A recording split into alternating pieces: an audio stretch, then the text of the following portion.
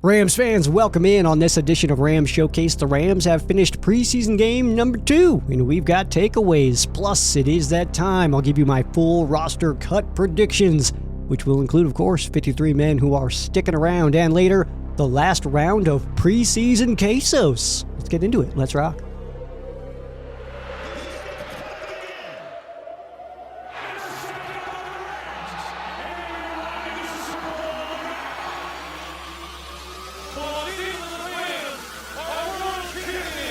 This is Rams Showcase with your host, Sheriff Joe Bags. Yes, welcome back to it. It is Rams Showcase. I am Sheriff Joe Bags right here on Sports War Radio, as well as the fan-sided network at Rams Showcase at Sheriff Joe Bags. That is where you can follow along on socials, ramshowcase.com. So if you are looking, by the way, to get into maybe writing about the Rams, maybe you want to just unload some of those thoughts that are bouncing around in your brain, that's how this kind of all developed, then hit me up. Maybe there's something that we can figure out. Maybe you can help out along the website realm. Also, disclosure, this is my second time recording this podcast because I tried to do a whole version yesterday. My audio was messed up. I thought it was going to be passable, so I did put it up. It was not, so I did remove that. We are back to doing it again, but that is A-okay with me because, hey, it's Rams football, and you can never talk about Rams football too much. You know what I mean? So that's pretty good stuff. So let's go ahead and just dive on into, I do got a few more things actually.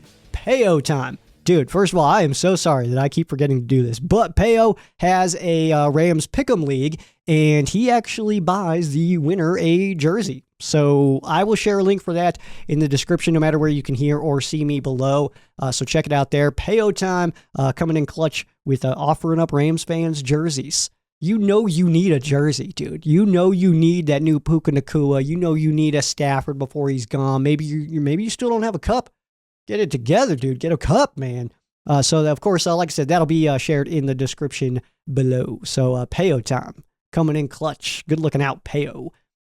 So, let's go ahead and dive into it. So, real fast, I feel like we know what happened in the Chargers game, okay? So, I don't want to dive into like all of the ins and outs, just some takeaways that I had from this game, all right? So, to start, Joshua Carty missed a kick in this game, and I got to tell you, my initial reaction, full-on relief, all right? It was like a really long kick. I want to say it was like 52 yards or so, and the second that kick kind of came off his foot, you kind of knew right away. It's like, okay, this is not going to be fun, but my initial reaction was relief. Get that kind of kick out of the way now, not in Detroit in week 1, not in Arizona in week 2, not at SoFi in week 3 against the 49ers. No, dude.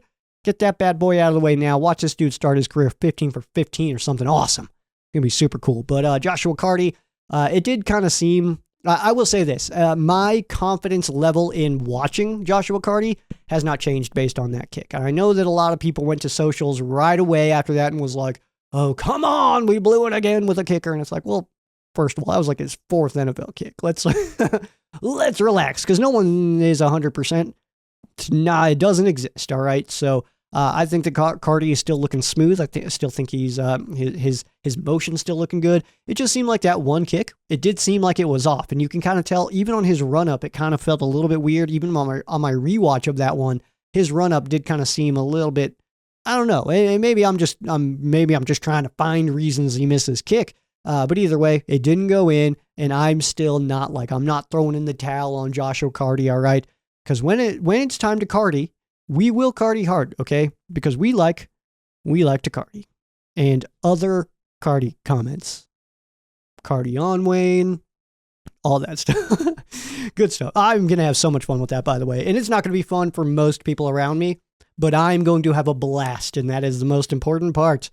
Next up, Stetson Bennett looked more calm back there. That pick, definitely still terrible, man. That pick was so bad.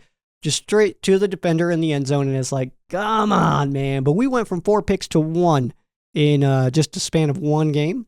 And I got to say, overall, just every aspect of the way that Stetson Bennett looked in this game, he just looked so much more calm. And obviously that deep ball to Lap was absolutely awesome. It seemed to just kind of unfold perfectly. And he laid the ball in a great spot. And hard to be mad when that is indeed the case here. So I'm going to scan in on this real quick, make sure I'm still sounding pretty, all right? Because that was a disaster yesterday. Fun stuff, though. But, yeah, either way, Stetson Bennett, he's going to be the Rams' backup quarterback for weeks 1 and 2. I fully believe that. I realize that there's some stuff on socials right now, some rumors or what have you, kind of bouncing around that the Rams will probably try to replace Bennett for the first 2 games. I just don't feel like it's that big of a deal. I don't think that we need to move on from Stet Benatar just to bring in a guy who's going to be QB2 for 2 weeks until Jimmy G makes his way back to the bench week 3 when the Rams host the San Francisco 49ers, which does make me kind of curious to see if there was anything about that schedule coming out that kind of, at least sweet convenience or coincidence is the word there. But either way, so we'll kind of see. I think that those first 2 weeks, we're going to see Bennett be backup quarterback. But also, our starter is Matthew Stafford. So I feel like Stetson Bennett will be QB2, but we won't see him, So I think it's going to be okay. But also, I did see some stuff bouncing around on Bennett, talking about how he's the new gunslinger, man. He's slinging it around. He's the new Brett Favre, all this stuff. I haven't seen that, but that is my interpretation. But I think a lot of people are saying that because he leads the preseason, leads the NFL right now in attempts, completions, yards, and I think he's tied for touchdowns. I don't know. I can't name another NFL quarterback who has taken every single rep at quarterback for his team in this preseason. So I guess maybe it's like, well, yeah. He should be leading in all those categories. He's played more than anybody else at the position of it. Like, come on now. Like, of course he's leading that. So I think that we're misinterpreting maybe some information with him having these numbers. I think that we have to just realize that, like, yeah, he's just played more than those guys. So of course he leads. If he didn't lead, that would be a bigger story than the fact that he does. I just don't think that's anything to really write home about. Jordan Whittington continues to impress, but week 1 is coming up quick. And if Whittington can be a weapon, well, good luck Detroit secondary, dude, because who the heck do you cover out of these weapons, man? You start with Cooper Kupp up top, incredible, Triple Crown, Super Bowl MVP kind of player. You got Puka Nacua, the best rookie wide receiver season this NFL's ever seen. Should have been Offensive Rookie of the Year, and the fact that C.J. Stroud got it. It's not that C.J. Stroud didn't deserve Offensive Rookie of the Year. It's just that Puka did more. And it feels like that storyline in the future should have been like, oh man, C.J. Stroud, he would have won Rookie of the Year if Puka Nacua didn't just go off.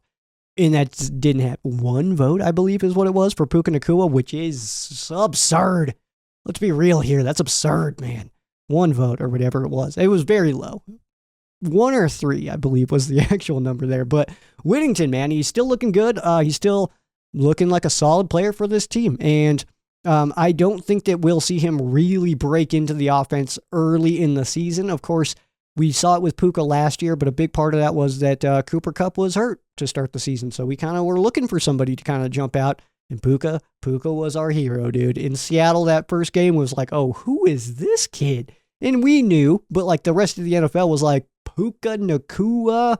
They were like not knowing how to say it. And they're like, at a BYU, who is this guy? And it's like, that's your new favorite player, dude. that's your wife's new favorite player, at least, which is good, But Whittington, man, we've got 1 more game to see how he does. And I think that his presence in this game, whether he's in or not, actually is extremely telling. So we'll see on that. But Whittington, 1 more chance to see what he is looking like in this preseason. So we'll see on Saturday when the Rams take the field in Houston. Logan Bruss came into the Chargers game off of a great opener, and in this game against the Chargers did look pretty standard. Okay, so no trash talk, just wasn't nearly as dominant as I was kind of hoping to see him. I was hoping that we had seen a corner turn at a Logan Bruss, that all of a sudden it was going to be like, wait a second, is Logan Bruss the sickest lineman that we have out of nowhere?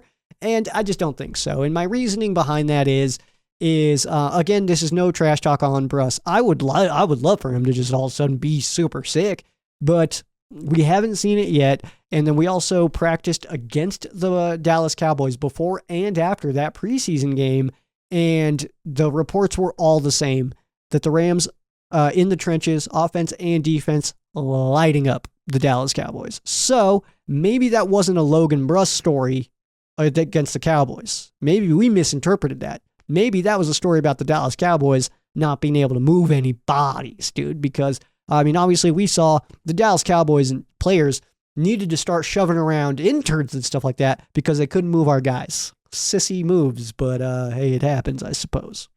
And Zach Thomas, Bo Limmer, both those guys look like really solid depth on the offensive line. Bo Limmer is actually having an incredible preseason. If you get a chance to kind of zone in on just those front three, that interior three on the offensive line, just watch them kind of work. Logan Bruss is part of that, but more so Zach Thomas and Bo Limmer, left guard center, is where they're kind of getting the majority of those reps right now.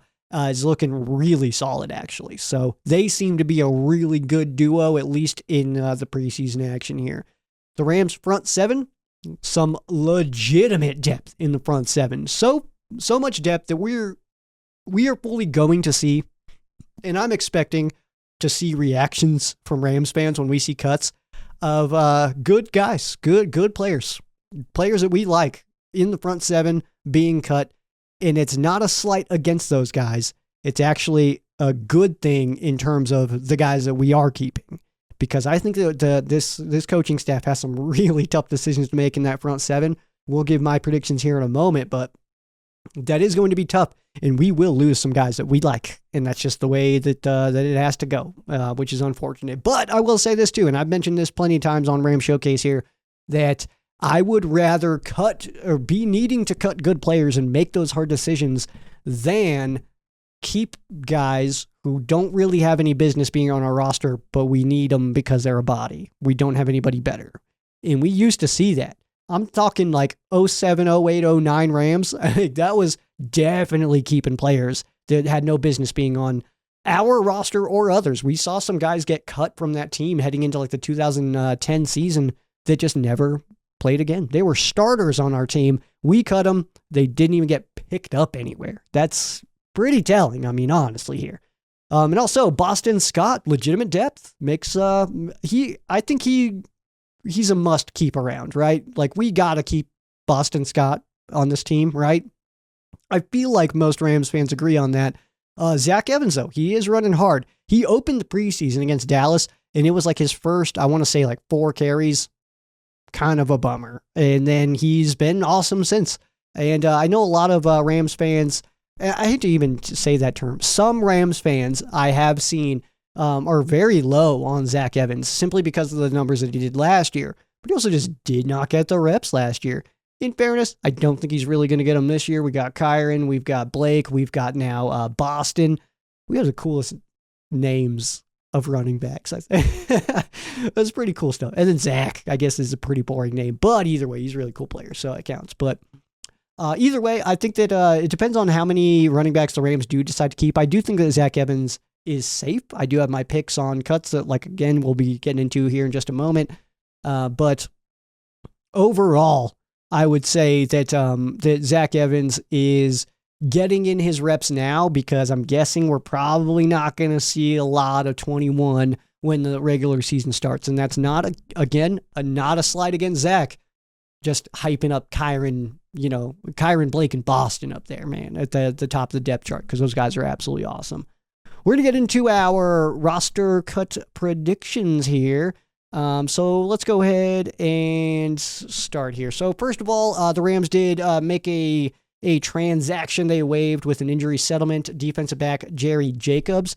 I did have it in my notes from my podcast yesterday that we were waiting on a replacement, and then while I was at work today, we actually got that. So let me get that running back's name for you. It is a running back getting added into the fold as far as the Rams roster goes. So let me see here. Let's see. I don't know why I'm forgetting his name. He played for the Seahawks last year. So Roderick Thompson is making his way to the Rams. So we probably will see him in some limited capacity in Houston this week, or not. I mean, if we're still trying to get Evans some reps, if we want to see maybe if Ronnie Rivers gets some action in there, then maybe we'll kind of see that. But I think that that getting rid of a corner and then adding a running back for your final preseason game makes total sense. And let's just be real here. Let's call it what it is. Let's call a spade. All right. You add somebody because you were at 89 guys heading into your final preseason game. He's probably not going to be here next week. You know what I mean? We're probably not going to be talking about Sir Roderick Thompson going into Detroit week 1. But also, let's keep in mind, too, we did add Kevin Dotson super late last year. That was just ahead of the Broncos preseason game. So it is possible. It is possible. So let's get into our cut predictions here. And I'm ready to blow minds, okay? And I want to let it be known up front, I do this every year, that these are not my personal preferences. These are simply my predictions, okay? So before you get mad at me and tell me that I'm an idiot and stuff like that, which is fine, you can absolutely do that. But again, these are just my predictions. And I base this off of so many different things. Obviously, a lot of the preseason games, because that's what we as fans have access to. But I also religiously watch all the press conferences. I have missed the ones today from the joint practice for Houston. I just really wanted to get this show done. So I haven't watched those yet, but I'll be checking those out right after this game. So maybe there's some stuff in there that I haven't caught yet. But I kind of take all of that information into consideration. So when Sean McVay or Aubrey Pleasant or, LaFleur or Shula are mentioning certain guys by names, that does give us a hint. Historically speaking here, that does tell us a little bit of a nugget. So let's go ahead and start. I do have the Rams keeping 3 quarterbacks, with Dresser Wynn being the odd man out. I do believe that Stetson Bennett, Jimmy Garoppolo, Matthew Stafford. If Matthew Stafford gets cut, we are having conversations. That is going to be crazy, but obviously that's not going to happen. But Dresser Wynn, he's not even getting preseason reps, so I don't think it's insane to say that he is the odd man out in this case.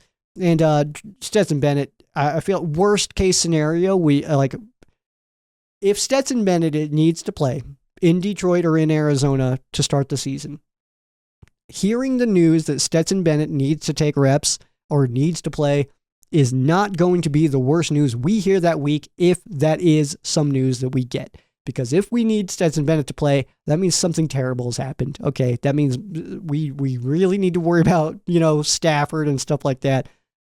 So either way, it's 2 weeks. I think we're going to be okay. And it's also 2 games that I do believe the Rams win. I do believe the Rams go to Detroit and win. I just do. Okay, it was a 1-point game last year. The Rams played really, really well. And I think that atmosphere of it being the first playoff game in Detroit in my lifetime is going to be died down. I think that Matthew Stafford comes in there and just throws for like 4,000 yards. So there's that. Running back, I have the Rams keeping 4 with Kyron Williams, Blake Corum, Boston Scott, and Zach Evans. We kind of spoke about this just recently, but I do think that that's totally realistic and totally legitimate that those 4 guys stick around on this roster. Boston Scott also being able to return kicks is absolutely massive. I've got your odd man out being Ronnie Rivers. I am a Ronnie Rivers fan, but I do have him as my pick of being cut. And we'll see, man. I think he lands on his feet. He'll probably land somewhere. I don't think he's just going to be a free agent forever and then call it a career or anything like that. But Ronnie Rivers, I do have as my cut there. Tight end, I have the Rams keeping 4. Kind of, because Tyler Higbee, I actually am kind of waiting to see how the Rams are handling the Higbee situation. I do think that he's a strong candidate to be just placed on IR to start the season, so he wouldn't really count against this roster right now. I don't know if he's going to be put on the PUP, anything like that, but we'll kind of get those answers, obviously, within like the next week or so. But I have the Rams keeping, of course, Higbee, Davis Allen, Colby Parkinson, and Hunter Long. So I do have the Rams keeping 4. And a lot of that is that Parkinson, I think he's going to be an underrated addition to this offense. But Davis Allen, we saw what he was kind of doing last year. And Hunter Long, who I think does continue to get better. That does leave out Miller Forrestall as a cut, likely to be picked up. I'm sure there's a team out there that is a little bit tight end hungry right now that could absolutely use the skill sets of a Miller Forrestall. And also, Miller's had a great preseason, man. So if he does find a way to stick around, I'm not going to be mad about it. But I do think that the Rams probably have the deepest tight end grouping in the entire NFL right now. And Miller Forrestall, if this was any other year in the Rams tight end group, I think that he's done enough to stick around. I just think that he's behind too many guys at that spot. Also, Nikola Kalinic, getting cut as well. I've got him as one of my predictions there. So I've got him as an odd man out. At the wide receiver position, of course, we are keeping Cooper Kupp, Puka Nacua, Demarcus Robinson. We got Tutu Atwell, Jordan Whittington, and I'm keeping Tyler Johnson and Xavier Smith. That leaves out Sam Wiglusz, who hasn't just really found his footing in the preseason of these games. So I do just fully anticipate that he's a cut. Drake Stoops, I had a little bit more high hopes on for Stoops than he has performed in the preseason. I obviously don't know what all of the inner workings look like as far as the practices and meeting rooms and all that stuff. But I really just expected him to pop out a little bit more. And JJ Lapp as well had an incredible touchdown. Really cool for that. But I do have him on the bottom portion of this of the weapons grouping here, which is tough, dude. We got a lot of weapons to throw the balls to, and even having a good preseason, I almost don't think it mattered in this season specifically, which is like kind of a lame thing to say. It's like, yeah, you could have played as well as you want, but like you're not getting ahead of Puka, dude. Like, just not happening. And even all the way down to Tutu Atwell not even playing in preseason, that gives us a lot of information. On the offensive line, so we're just going to package these all together into one grouping here as the offensive line. So we're keeping A.J. Jackson, Jonah Jackson, Steve Avila, Kevin Dotson, and Rob Havenstein. Those are your starters, keeping us at 5. And then I'm also adding in A.J. Arcuri, Zach Thomas, Bo Limmer, and K.T. Leviston. That puts us at 9. That's what I've got the Rams keeping. What names did you just not hear? About to tell you. Logan Bruss, you did not hear. I do think that Logan Bruss, at the very, very minimum, I do think sticks around in a preseason capacity, but I do have him being, the practice squad capacity. So I do have him going there, but I don't think he's on the active roster to begin the year. Matt Caskey, Blake Larson, Alec Lindstrom, Connor McDermott, Mike McAllister, who I really like, Grant Miller, who I really like, Justin Dedich, and Joseph Noteboom is on my picks here. And simply put, this is a numbers game. Okay, we're paying a lot of money to a guy who is a backup, and in fairness, a 4-position backup. That is valuable. But let's take a look at your screen here as if the Rams cut Joseph Noteboom, the 2024 dead cap is $11 million. The 25 dead cap is $10 million, with the savings of this year being just over $600,000.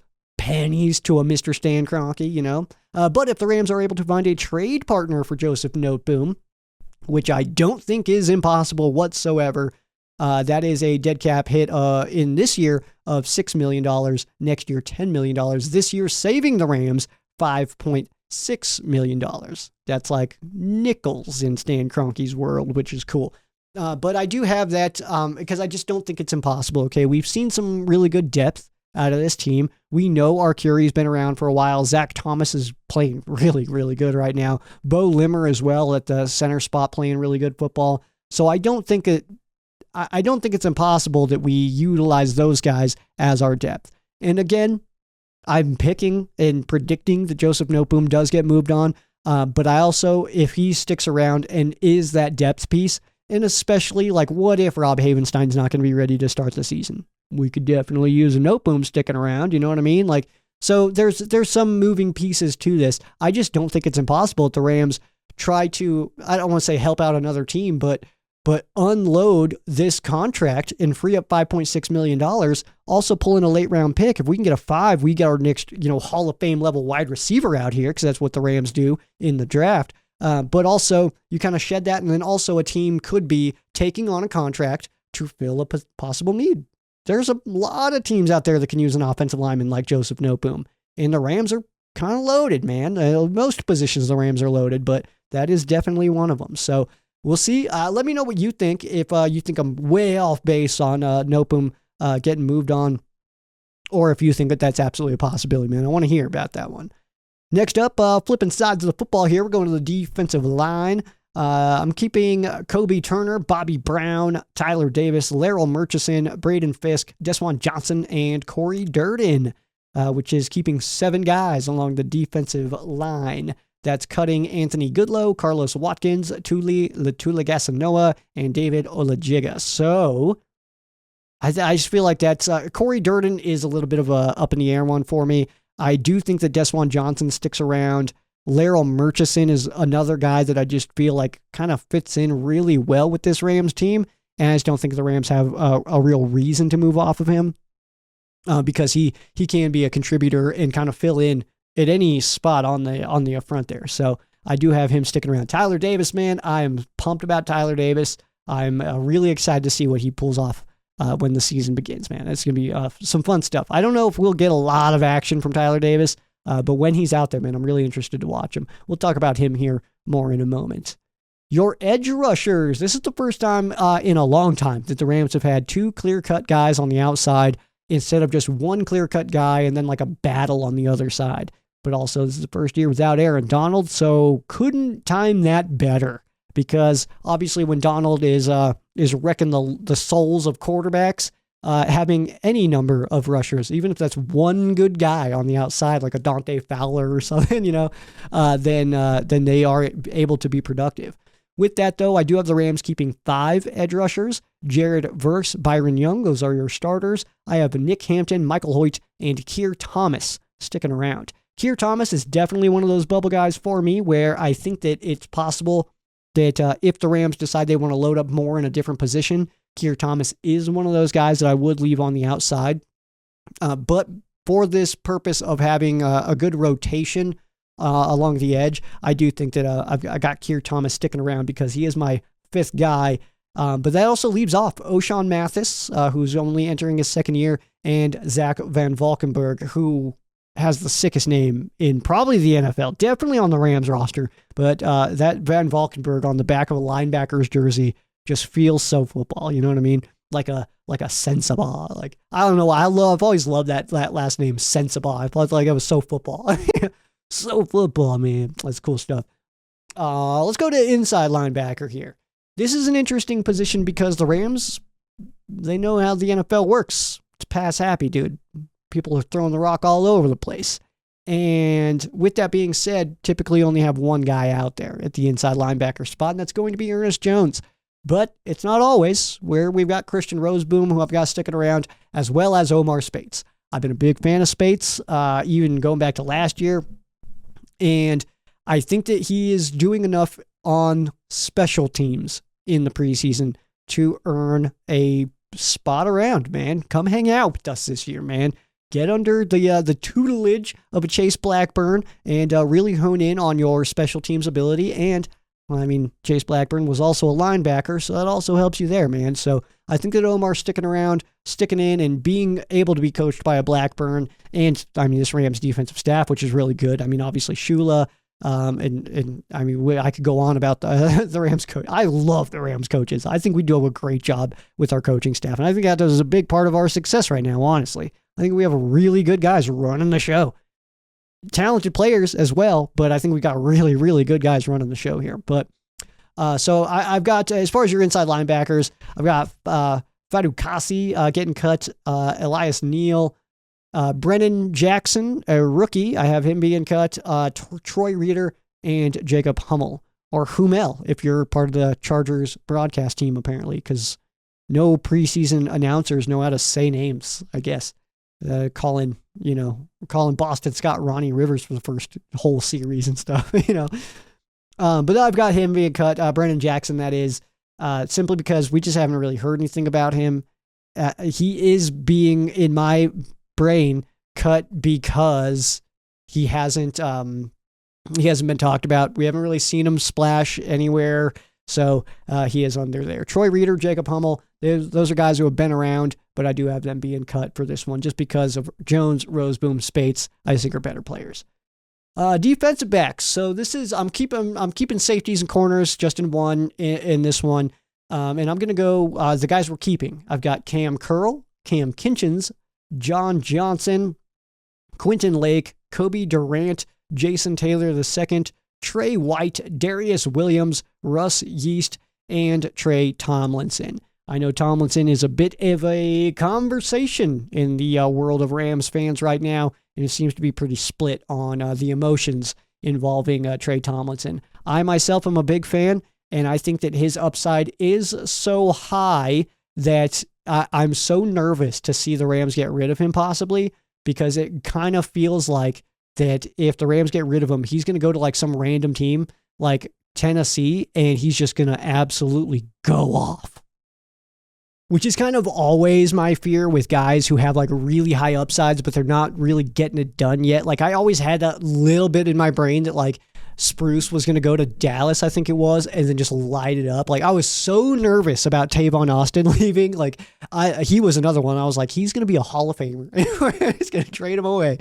And I guess it really hasn't happened. I'm trying to think, has there been guys that like we kind of got rid of and then they got really sick? I'm not sure, actually. Maybe I'm just making this up, dude. But either way, I like Trey Tomlinson. I think that his upside and his skill set he's got the skills to be the Rams' best corner. He's not there yet, for sure, but I think he's got all the makings to do it. Darian Kendrick, by the way, definitely going to be just added to IR. Fully expect that he'll be back around next year. I don't think the Rams are going to move on from him. We should see him make an appearance when it comes to like camp time, preseason time next year. I fully anticipate that. Not sure if he'll return this year, but I do fully expect that. That leaves your cuts, by the way. Charles Wood, Josh Wallace, Cameron McCutcheon getting plenty of reps in the preseason, definitely. Jalen McCullough, Sean Jolly, and Cam Lampkin. Sean Jolly is a guy I really like as well. I think that he's just raw, but I think that he's got the skills to I like Sean Jolly. I feel like is the perfect like corner 4. Like he's like your perfect guy to like kind of be on the inside, but kind of just I don't know. I like Sean Jolly, and I would like to see him stick around. But he is one that I would say is possible to stick around to pull from somebody else, to pull from an Omar Spates, to pull from a Keir Thomas as far as roster spots go. And then on your special teams. No craziness here. Joshua Carty, Ethan Evans, and Alex Ward will be holding down your teams. We also fully anticipate, by the way, that our kick returner, one of the kick returners will be Tutu Atwell, and it's probably going to be Atwell and Scott, Boston Scott, if I had to guess, that will be back there on the kick returns. As far as the punt returns, if a Xavier Smith sticks around, I don't think that that's impossible. Also, a Tutu there makes a lot of sense. A Boston Scott makes sense there as well. So we'll kind of see how that all shakes up when the Rams take the field in Detroit, because they ain't scoring no touchdowns. They're going to be punting all damn day, dude. So we'll know for sure on that day. Let's go ahead and take a quick break here. On the other side, I will give you 5 players to watch on offense, 5 players to watch on defense. We'll also get into our fan case. So don't go anywhere, dude. It's Ram Showcase.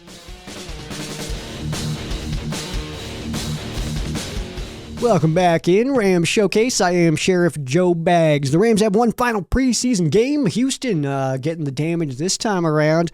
This game is in Houston. It is 10 o'clock a.m. kickoff time for you LAers out there, which I'm jealous about, dude. All right, I'm in Mountain Time, which is the perfect time for football games. We get 11, 2:30, and like 6:15 for kickoffs. That's flawless, dude. That is so prime. And I'm sorry that most of you don't get that because it's perfect, dude. 11's not too early. It's not too late. 10, way too early, by the way. What? 10 o'clock? Are you kidding me for these games? And also 5, whatever, for prime times? I got to get home from work, dude. Give me till 6:20 or something, man. I need it, dude. But either way, the one final preseason game. Houston is where the action's going down, of course, this weekend. We're not, again, diving into all the bidness as far as like breaking down matchups and stuff like that, because it's irrelevant, okay? We're just looking for 5 guys on offense, 5 guys on defense. A lot of these guys are maybe fighting for spots or fighting for the hearts of the Rams fans. Which brings us to our first one, Stetson Bennett, which I don't think is fighting for a roster spot, but I do think he's fighting for the hearts of Rams fans. If he doesn't throw any picks and maybe can just throw like 2 or 3 TDs, man, I think that Rams fans are going to be like, we should probably get rid of Stafford, because let's be real, we overreact, okay? I'm not immune to it. I just like to think that I'm quieter about my overreactions. But obviously, Bennett is going to be the backup for the first 2 games of the season, like we fully expect. This is his last chance to get comfortable. So this is going to be his last time getting a full game, probably. In fairness, I guess last year, the Denver game, which is the Rams' final preseason game, Dresser Wynn did get some action in that one. So that, of course, has to be considered. But Bennett, I'm guessing, is just going to get all the action in this game. Simply Mainly, I guess, because he is like looking at being QB2 for the first 2 weeks of the season. Because that Jimmy G, he'd be juicing and stuff, Zach Evans might be fighting for his job, but I do think he's safe. But the way that Boston Scott has been running the ball and has the ability to return, he feels like he's going to stick around, at which point we just have to ask ourselves, how many running backs do the Rams keep? 4, typically, is the answer to that question. Under McVay, we typically keep 4 heading into the season, but depth at other positions could make this decision more difficult. Needing more depth in other spots and knowing that this is really the first time since probably Gurley that we've had like at least 2 guys on our roster where like we got a good 1-2 here. It's typically been we know who our starter is going to be. Other than that, we just kind of need some guys to come in and play some good ball. We know now we got an RB2, we got an RB1 that are set, so we're good there, which could impact the decisions on how many guys are sticking around in that spot. Next up, Logan Bruss. Big topic after the first preseason game was that Bruss was awesome. Logan bust who, dude? Bruss. It's not bust, it's bus, because he is pushing people out of the way, dude. But both before and after the game against Dallas, the Rams practiced against the Cowboys, and were pushing them around both sides of the ball, so much so that the Dallas Cowboys needed to come out and push around interns from the Rams because they couldn't move our players, which, I guess I get it. You start getting frustrated because you're just getting absolutely dominated out there physically by a better football team than you, so you got to take your aggression out, man. I get it, but it is wrong. And I fully expect that player to be cut, whoever it was. I don't remember his name. It's like Huggins or something like that. But either way, I expect him to be cut. And I do love, by the way, that in that situation where dude got pushed, 3 Rams go after him, and then his own team started pushing him around, and that was when the Rams players backed off, and it was like, oh, they got it, which was really funny, but I also still wanted to see a brawl at that moment, man. I hate the fights and stuff like that. I don't really get into all that, but I wanted to see that, man. I wanted to see dude get bounced around a little bit, man, because that was just messed up. But Logan Bruss, all right, so maybe that was a Cowboys thing. Maybe we just push around the Cowboys. The Cowboys are a terrible football team, and the Rams are just better. That is true, but he also just didn't look that great against the Chargers. So I am looking at this as one last opportunity to kind of see where he's at in that progression. But I do, like I said earlier, even if Logan Bruss does get cut, I expect him to be back around on practice squad. Next up, Miller Forrestall. Miller is in a tough spot. He's having a sweet preseason in a position that is just absolutely loaded.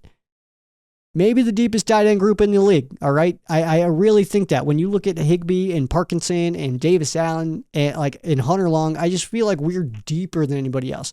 Are there guys that have better tight ends than the Rams right now? Yeah, like Travis Kelce, George Kittle, stuff like that. Those guys they would be number ones if they showed up here. But nobody's as deep as the Rams at that spot is my point there. But also Miller knows that. He's in the room. He's in the meetings. He's taking reps with these guys. He knows the talent that's around him. So this could be viewed as his final audition for the other 31. He's played well so far. Could be picked up quick, and I do expect that to happen. But I just also don't expect him to stick around. I think he's going to be one of those guys that we see cut, and you'll hear some Rams fans around the social media sphere kind of mention it's like, oh, we shouldn't have cut him. He was having a good preseason. And it's like, well, we didn't cut him because he's having we didn't think he was doing a bad job. We just have other guys who are incredible. That's kind of my point on him. And then last but not least, on the offensive line, or on the offensive side of the ball, Jordan Whittington. Obviously, man, it's Jordan Whittington, the LA Rams preseason wide receiver prodigy. It's a tale as old as time. From Nelson Spruce to Puka Nacua, from Lance McCutcheon to Tutu Atwell, where on this scale will Jordan Whittington fall? I tend to believe that it is closer to the Puka Nacua range than maybe your Nelson Spruce, Lance McCutcheon range. But of course, when live action begins, that will tell us all. Also, if Whittington does not play in this game, that is also pretty telling, because guys who the Rams coaches have a plan for typically don't play in the preseason. That tells us a little bit of something. Kinchins just got pulled. He wasn't even playing in week 2 because it was like, hey, you know what? Let's not let's just not risk it. This kid's good. Like, let's just go and lock him in, man. So if Whittington doesn't play, I'm going to switch my answer to Xavier Smith because X going to give it to you, man. I'll make the rules. Those are the rules. Next up, we'll head over to the defensive side of the ball. 5 to watch on the defense. We're going to start with Tyler Davis. Will likely be getting reps in the season, but don't be surprised if we see Tyler Davis be inactive sometimes. But let's be honest here, he's just fun to watch, man. He's so much fun to watch in these preseason games. He moves much quicker than you think he would. If you get a chance and Tyler Davis is out on that field, just keep your eyes on him, man. Just see what he does. He is so quick off the line. Big fan of that, man. He's got some of those Aaron Donald-esque like movements to him where he's kind of quick and he's able to get around guys really fast. For a guy his size, that is rather impressive. I can't move as quick as that guy. I mean, I'm not an athlete or anything. I mean to blow your minds. But it's wildly impressive to see a guy that big move the way he does. Next up, Nick Hampton. I believe Nick Hampton to be safe, but I also expect him to play in this game. Kind of a last chance to see him kind of just get some reps out there and maybe just try some things, dude. Get weird out there, man. Get weird, Nick. Just go try some things, man. Get after it. Get after the quarterback. Try some moves that maybe you're kind of still working on a little bit. Just go get after it, man. Last chance before you're part of a rotation. This is probably his final opportunity to really get a good number of reps before Jared Verse and Byron Young are just destroying quarterbacks out there. Next up, I'm going with Trey Tomlinson. I like Trey a lot. I don't think that's a secret. I'm a big fan of Trey Tomlinson. I think the dude is awesome. I think the dude is extremely talented. He just hasn't harnessed it yet. So that's what we got to see. He's got so much potential, but in preseason game number 2, this is preseason number 2, and the penalties just aren't stopping. They're just not stopping. In fairness, that like defensive holding call, I think that was a pretty soft call. It was like, okay, feels like a call because that's a guy that's penalized a lot. But in fairness, the penalties are still going. I feel like Trey would at least stick around on the practice squad if he is cut, kind of like a Logan Bruss situation there. But I'd love nothing more than to see Trey just absolutely light it up in Houston, man. Going back to Texas, all right, the TCU product coming back to Texas and just kind of having that opportunity to show the world and to show this Rams team and fan base what he can do in Texas. I think that's kind of perfect, dude. Now's your chance, Trey. Let's light it up, man. Light it up. Next up, I'm going Russ Yeast, getting a little bit buried in an incredible safety group. I'm not totally sure that Russ isn't on the bubble as we do approach cuts. He had a decent game against the Chargers, but a big day out of Yeast against Houston would definitely be nice to see. I do really like Russ Yeast, but again, I mean, the Rams have so many safeties. I mean, you bring in a Cam Curl, you draft a Cam Kinchins. At what point do we just are we shoving him down so far that he just falls out of the bottom? You know what I mean? That is definitely a possibility. And last one here, we're going to go with Omar Spates, who I do anticipate playing in this game because I do think he's still fighting for his job here. So could be one of the guys that doesn't make the team simply based on a numbers game. Could be that the Rams want more players in a different position than he plays. We've seen that plenty of times under this McVay regime. That just because you're awesome doesn't mean you're going to stick around. Those are not necessarily like hand in hand. We would like it to be, but that is obviously just not the case. But special teams likely to be Omar's ticket onto this roster, but showing that he could be good depth on defense as well. Obviously, incredible stuff there. So that is your 10 players to keep your eyeballs on when the Rams are taking the field this Saturday when in Houston. So let's go ahead and dive into our fan quesos. We'll wrap it up on this here.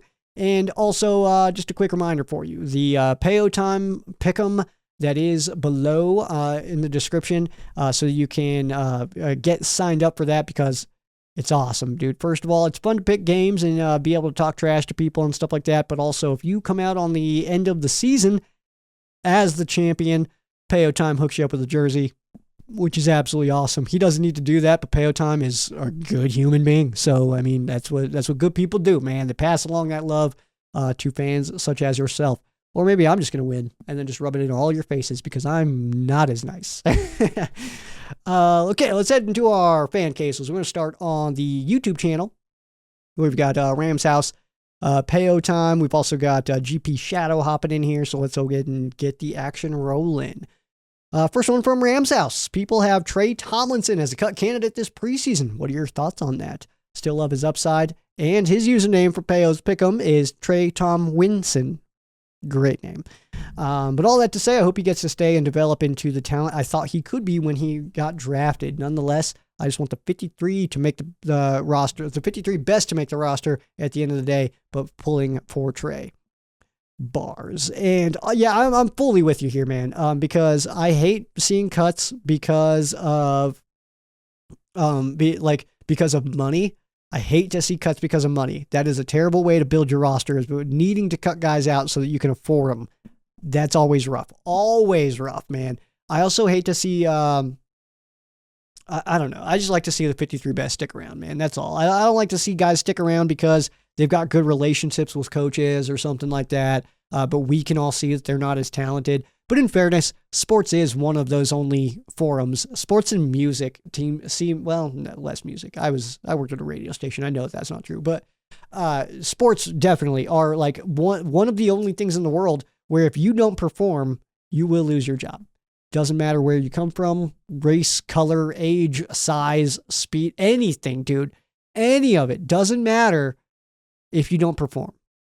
If you don't perform, you're going to get out of there. And also on the flip side of that, doesn't matter where you come from, race, age, all that stuff. Like, if you're good, you can stick around. Nobody cares, man. Just be good at the sport, dude. So yeah, I'm absolutely with you though. As far as what are my thoughts on people thinking that Trey Tomlinson is a cut candidate? He is. I mean, let's be real here. He's on the bottom part of the depth chart. As far as though like people wanting him to be gone, I just think that's kind of weird energy, man. I just can't vibe with that right now. I'm in definitely like a spot where I'm like, you know what? I'm just here to support the Rams, dude. I'm just here to have a good time. I've got opinions. Sure, I've got opinions. You know, people care about those. One, and that's this guy, which is the case for all of us, but that's okay. We all just want this team to win, obviously. It's more fun when we're winning, but we don't control anything. We just cheer them on, all right? And I don't make the decisions. They didn't call me. It was like, hey, do you like this deal for Matthew Stafford? Sure, dude. Just play the game. I don't care. You know what I mean?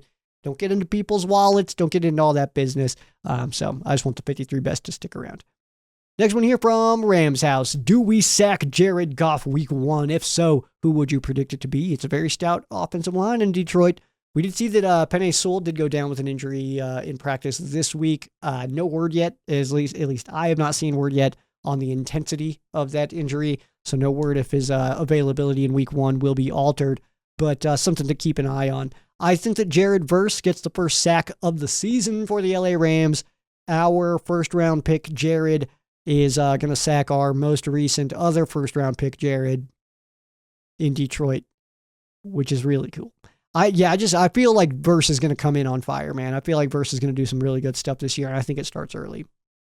Next one here from Payo time. Ooh, I had time to think about this too because I literally answered it yesterday, but I don't have more on this one. So what is your earliest memory of the Rams? Like, what is the first play that you can recall? For me, it was in 99 when the Rams beat the 49ers 42-20, and Bruce had 4 touchdowns. I think his 45-yard touchdown was what solidified my Rams fandom and my go-to team in Madden. Yeah, man. Madden taught me football. I'm not even ashamed of that. Madden definitely taught me the rules. It taught me how teams are built. It taught me just different positions and plays and all that stuff. So I love Madden for that. Like, the Madden that what was it that Fitz and Palomalu were on, that one I put some serious time into. The one with, I'm thinking of I had 2K5 and 06, whatever 06, whoever that was. It was both Eagles players. T.O. was on one, and McNabb was on the other. I think it was McNabb on Madden. But yeah, dude, those games taught me football, so I definitely love them for that. But they've become so obnoxiously unrealistic and ridiculous. They're not fun for me anymore. Like, even trying to play them randomly, like with some friends and stuff like that, it feels so unnatural. There's nothing that feels like football in the game of Madden to me, man. It's so weird. So either way, none of that's relevant. I don't like the video game Madden. I think it's garbage, but that's irrelevant. But as far as my first memory of the Rams, it was definitely that 99 season because, I mean, I'm not ashamed or embarrassed to say that I did start, I followed Marshall Faulk. And when he came to the Rams was the first time that I was watching the Rams. So it was a good year to start. No lie, but I also didn't know that. Like, I was 8 years old, so like I didn't know. I wasn't like, it's like, oh, I'm gonna like the good team. I just wanted Marshall Faulk to do well, and he was, and it was fun. So it was probably like that run against the Browns or something that like caught my attention. I was also a massive Torrey Holt fan, man. So Torrey Holt and Marshall Faulk were my guys. It was probably one of those. I think that for me right now, though, the play that I can really, really remember from that season was the touchdown in against the Bucs in the NFC Championship game. I just remember that one so vividly. I remember my dad being like, "That's not a catch." And it's like, it doesn't matter now, dude. Doesn't matter now, man. So yeah, there's that part. I'm gonna come back to this question from Payo time. I'm gonna try to remember. I did last time, and I liked my answer and ending on that one, so we're going to do that again. Next one here from Rams House. What would it be like to share a room with Aubrey Pleasant? Aubrey Pleasant would get so annoyed with me. That's how it would go. I would enjoy it a lot, because I like Aubrey Pleasant. I think he's a really cool guy. I think that I would blow him away with so many questions that he'd be like, this guy needs to shut up. Leave me alone. He'd be putting in headphones and stuff like that. And I'd be like, so if you see trips on the left, but that's where, like, yeah, like he would be like, I stop. Or he would love it, and I don't know. Also, what would it be like sharing a room with Kevin Dotson? Dude, we would jam out, dude. I feel like he would put on some music. We would just sit back, maybe play some video games or cards or something like that. Maybe some dice or something, man. We just have a good time, man. I feel like me and Kevin Dotson would just hang out. We'd just be kicking it. Real natural and just chilling out, man. But I feel like I just let Kevin Dotson, I let K-Dot kind of pick the music, man. I feel like he would pick the right vibe. Because I always go too aggressive in my music vibe picks. I'm always just like putting on Orbit Culture right away, and everybody's like, what is going on? And I'm still, yeah, Also, yeah, you're welcome for covering you last week. You missed out, but I had your back. And this one here come from GP Shadow. What's the difference between Darian Kendrick and Trey Tomlinson? Great question, man. I think that ultimately Trey Tomlinson is a lot more raw than Darian Kendrick. I think that Darian Kendrick takes more chances than Trey Tomlinson, but Trey Tomlinson gets penalized more often than Darian Kendrick. I don't think that these two are very similar in the least, actually. I think that they play pretty different styles. Trey Tomlinson is like kind of hyper aggressive in the way that he tackles, the way that he covers, the way that he puts his hands on people. I think that that's a part of it. It's because of his size. Where you see Darian Kendrick does take chances in an aggressive manner, but he's not so like physical with the receivers. His tackling's not as intense as Tomlinson's tackling, but he'll take some shots. Like as far as like, if somebody like he can get God on a pump fake, I think any corner can, but Kendrick is aggressive in the sense that he likes to jump routes and stuff. Kind of like a Janoris Jenkins, just less well-timed than a Janoris Jenkins, because Jenks was just scoring tuds like crazy, which was awesome. But Trey Tomlinson, he's much more physical than Kendrick when it comes to, those, especially that buffer zone and all that stuff. So yeah, I think overall pretty different players. Sizing is very different. Trey Tomlinson's much littler than a DK. But I like both these guys. I'm a big fan of both these guys. I like their styles a lot. Let's see here. Next one from Payo time. Have you listened to Cooper Kupp and Nana Cup's podcast? What do you think? If you had to pick 3 current Rams players to start a podcast together, who would you pick, and what would the name of their podcast be? As far as Cooper and Anna's podcast, I have listened to it. I've heard one episode, liked it. I always just like getting into to know the humans that are underneath those helmets. And Cooper Kupp is one of those guys where just listening to him talk, man, you feel better at the end of listening to Cooper Kupp. You feel more motivated. You feel like you almost like look at yourself of like, am I working hard enough? Like, do I need to go do some stuff, man? Like, because he's just that kind of guy. It's absolutely awesome. If I had to get 3 current Rams to start a podcast with themselves, I go Kobe's, Durant, and Turner, and I go K-Dot. I think that would just be extremely entertaining. And the name that I've selected for this is K-Dot and the Kobe's. All right. Very simple, very basic, but I stand by it. I think it's awesome. Let's see here. Rams house. If you could be roommates with any other team in the NFL other than the Chargers, who would you pick? So I will say this. My dad is a big Chargers fan. I think that ultimately I would go with the Chargers. If you did not say other than the Chargers, that's absolutely who I pick. I realize and understand why Rams fans don't like the fact that the Chargers are in SoFi Stadium, and there's a lot of reasons that I don't like it. I don't like that the Rams can't keep their banners up, and we can't have a Ring of Fame, a Ring of Honor. I hate that. That sucks because we got to share it. I think that we should do a digital Ring of Fame because those lighting on SoFi. I think that we should be able to put those up just in game or something. I think that would be really cool to see, but it's unfortunate not to see that. It's unfortunate we got to pull our banners when the Chargers are playing there and stuff like that. So that kind of stuff I hate. If I had to pick a team other than the Chargers, though, I think I just go simple entertainment value, go with the Raiders. That's awesome. That rivalry, that trash talk would be so much fun all of the time, and I'm here for all of it, dude. And I also, I'd mentioned this when I was recording yesterday, that I think that the Rams caught me at the perfect time to become a Rams fan, because if I maybe waited a year or two to start diving into watching football, me being a metalhead my entire life, I don't think it's impossible. And not wanting to be a Broncos fan, I was never going to just latch onto the home team. I do that in other settings. I'm a big Colorado Avalanche fan. I'm a big Rockies fan. Big Rockies fan. The Rockies aren't a fan of the Rockies, so why the hell should I be? But like stuff like that. So I do like some home teams. Air Force I'm a fan of, but I also like Texas A&M. But I was not going to be a Broncos fan. Don't like the vibe of the Broncos fans. I don't like their energy. There's something weird about it. Love the energy and the vibe of the Rams fans. So I'm pumped to be one. You know what I mean? But I think that what I'm saying here is not liking the Broncos, being a metalhead. Dude, if I would have started watching football the year that like Gannon took the Raiders to the Super Bowl against the Bucks, I think I would have locked in, dude. I think I would have been like, oh, these guys wear like spikes on their shoulder pads. I'm one of you, man. But no, Rams caught me with Marshall Faulk, and loyalty's there, dude. I've got major commitment issues in anything outside of my sports teams. I will lock in on this forever, dude. You cannot change my mind at all. But let's see here. So yeah, I would go with the Raiders on that one, man. Let's head over to the Facebook page here where we've got some other quesos.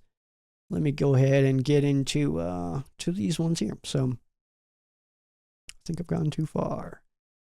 I have. Let's see. All right. Fan quesos over on the Ram Showcase Facebook page. You can always check them out there. This one coming from Mark. Do you think any key starters actually miss the week 1 opener? Which is a really good question, but unfortunately not one I can really answer right now. We do know that like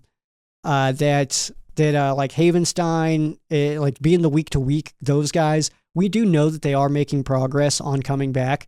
But as far as like, are they gonna miss any time? That I unfortunately don't know. I actually don't anticipate though anybody missing time. It feels like we would have gotten hints that we're going to lose some guys, but we have not gotten that yet. So that is at least something. Next one here coming from Gary. Has Jordan Whittington done enough to supplant D-Rob as wide receiver 3?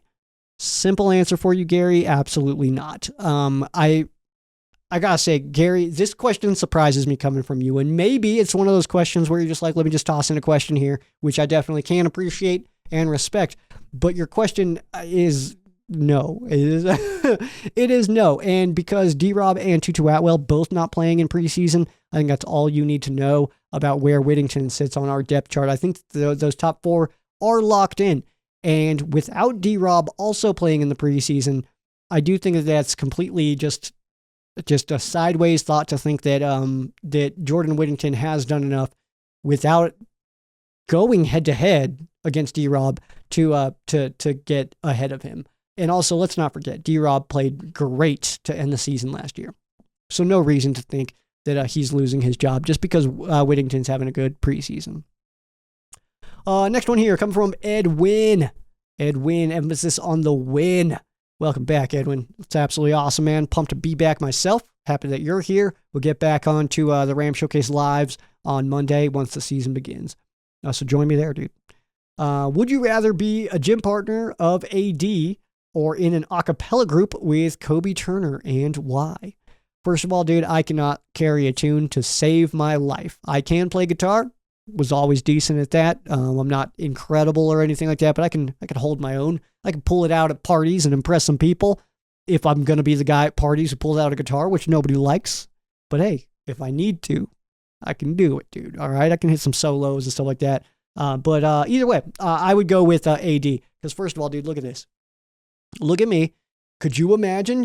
I give a good 2-3 years into working out with Aaron Donald and doing Aaron Donald things, and I come in here scaring the hell out of people, dude. It'd be absolutely awesome. I just don't really care. I don't care if I get huge or not. I was like, I want to be healthy, but like, no, I don't really care. I'd rather just chill, dude. Next one here from Edwin. If AD came back for one regular season game, which would you pick him? Which game? Which game would it be? Standings don't matter.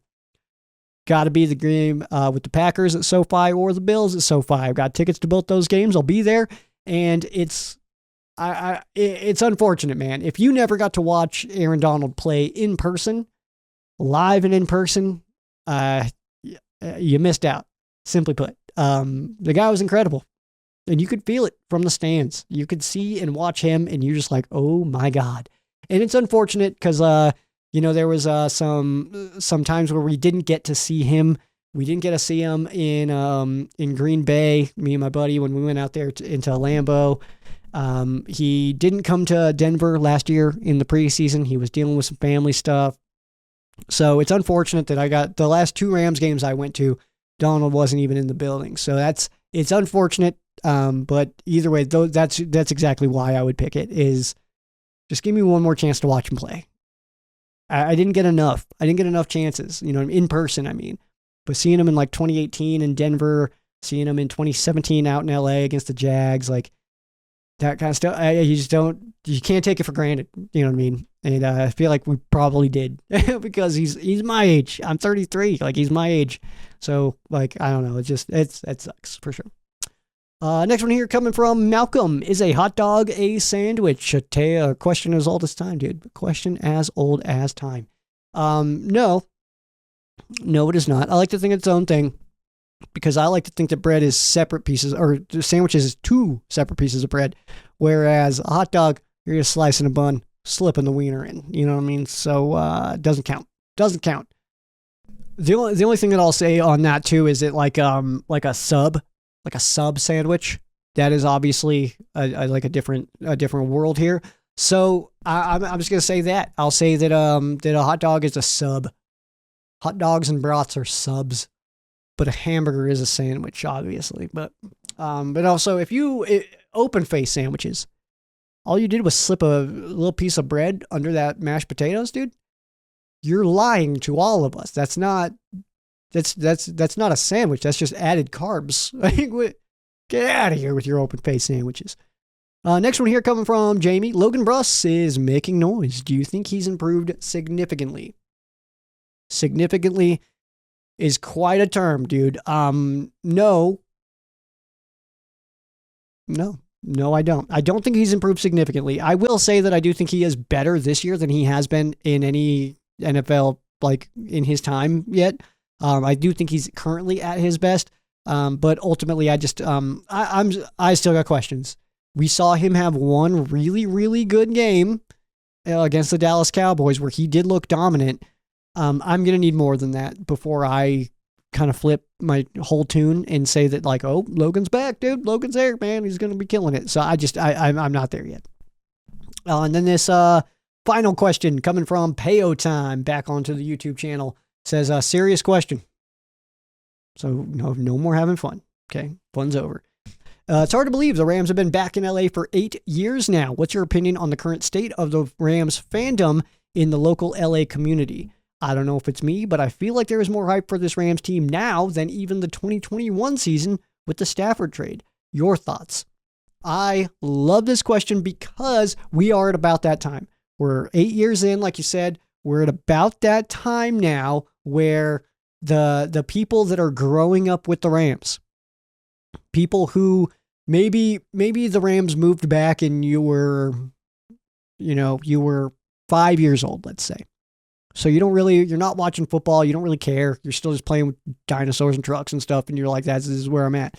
But then maybe you're 6, you're 7, you're 8, you're 9, you're 10, and you're going to Rams games. And this team is good. This team is flashy. This team scored a bunch of points. This team is going to Super Bowls and making the playoffs. And now you're 13. And I know for me, in my watching time, my football watching, by 13, I was in it.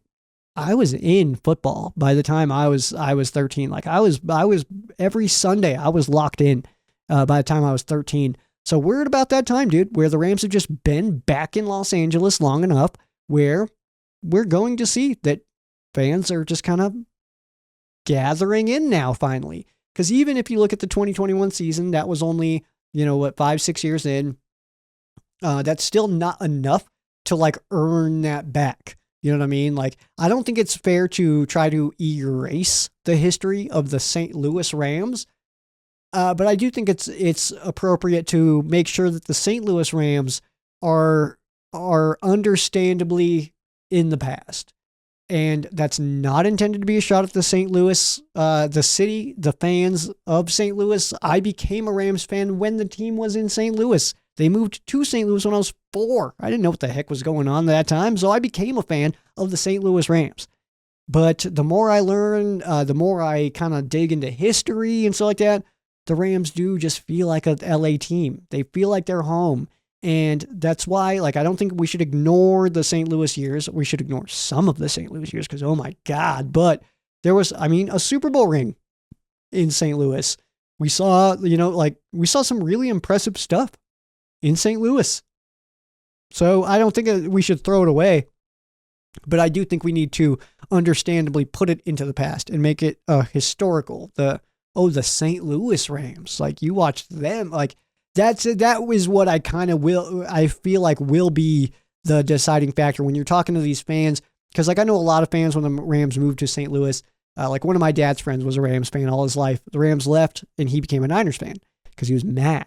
And he stuck with that. So even moving back, he was like, nope, I'm in. I picked the Niners. I was like, that's it. And it's lame, and he's a loser for it. But either way, but I don't know. There's something about that where I feel like in another 20 years from now, we'll be like, oh, you're a Rams fan. That's cool. And you're like, yeah, I remember watching, Torrey Holt and Marshall Faulk. And you'd be like, oh, you even like St. Louis. Like, dude, that's sick. Like, because let's be real here. The St. Louis time, we're already creeping up on, we've been back in LA for almost half the time we spent in St. Louis entirely.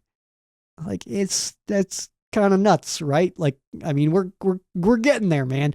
And that'll be a big moment too. And that's kind of my moment. And that's kind of what I keep in my head of the moment the Rams are back in LA for the amount of time they were in St. Louis. That's when we're fully back.